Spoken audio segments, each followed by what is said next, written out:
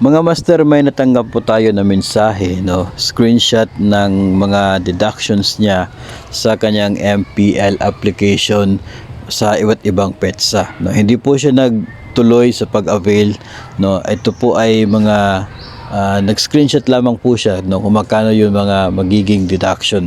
So iba't iba po yung petsa, pero kapansin-pansin po na habang tumatagal ay tumataas ito pong deduction mula sa kanyang MPL loan application, no. So sa episode na ito, pag-usapan po natin kung bakit umabot sa ganito, no. Bakit instead na liliit yung deduction dahil pumasok po yung payment for the month of August, ay tumaas pa ito from August 10, August 26 at September 9. Uunahin po natin yung breakdown, no, dito po sa August 10. Hindi naman po talaga ito breakdown sa exact amount na composition ng 254,000 deduction. Pero as of August 10, no, noong nag-inquire itong ating sender, yung 254,000 kabilang po dyan, of course, yun pong balanse ng kanyang outstanding na loan, no, yung existing loan, outstanding balance. Tapos kabilang po dyan ang service fee, no, yun pong service fee of the incremental amount mula sa kanyang loan balance at sa loan na application. Nandyan din ang para sa advance interest from August 10 hanggang August 31. Okay? August 10 to August 31, yun po ay nasa 22 days na advance interest. Kasi kung nag-apply po siya ng loan noong August 10, first deduction ay September. So wala pong payment for the month of August. Kaya mayroon pong advance interest for that period. Tapos nandyan din po yung kanyang isang buwan na loan redemption insurance. Yun po ay doon sa August 10. Pagdating ng August 26 mga master, ay katakataka na from 254 naging 257 yung deduction sa kanyang loan application. So ang breakdown po dyan, of course, kasama pa rin po yung outstanding balance. Service fee of the incremental amount, pareho pa rin po, isa. Pero yung pagkakaiba ay dito po sa advance interest at sa loan redemption insurance. Kasi kapag August 26 nag-apply ng loan, ang first amortization po niya ay nasa October. So yung advance interest niyan ay from August 26 hanggang September 30. Yung haba po ng period ng computation for the advance interest, yun po yung dahilan kung bakit tumaas itong kaniyang balance or deduction dito as of August 26 from 254 naging 257. At kabilang po dyan yung loan redemption insurance kasi po sa October pa yung first na deduction, so 2 buwan po na insurance yung ibabawas sa kanyang application for the month of August and for the month of September.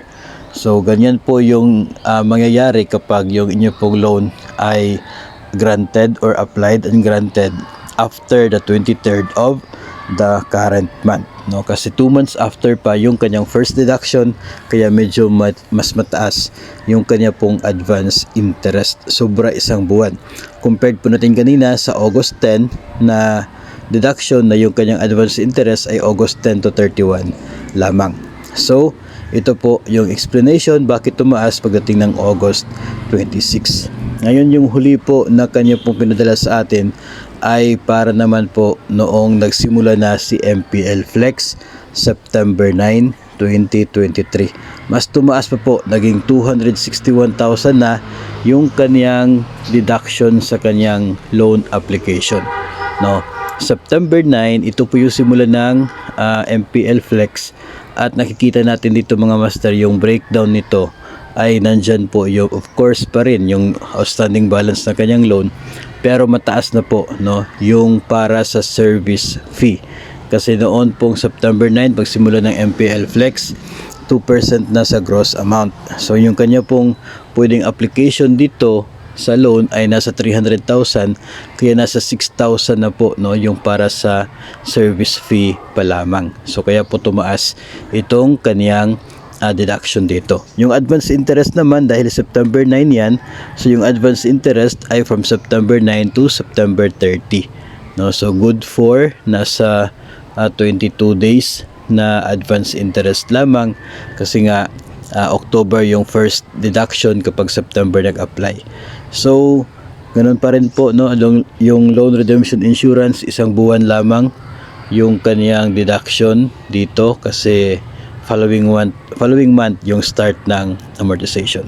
So, ganyan po yung pag-interpret natin dito sa mga deduction na ito. Actually, yung kulay blue po na nakikita ninyo na deduction sa inyong loan application ay kapag i-click po ninyo yan, magbibigay po yan ng breakdown ng bakit umabot sa ganung halaga yung deduction po.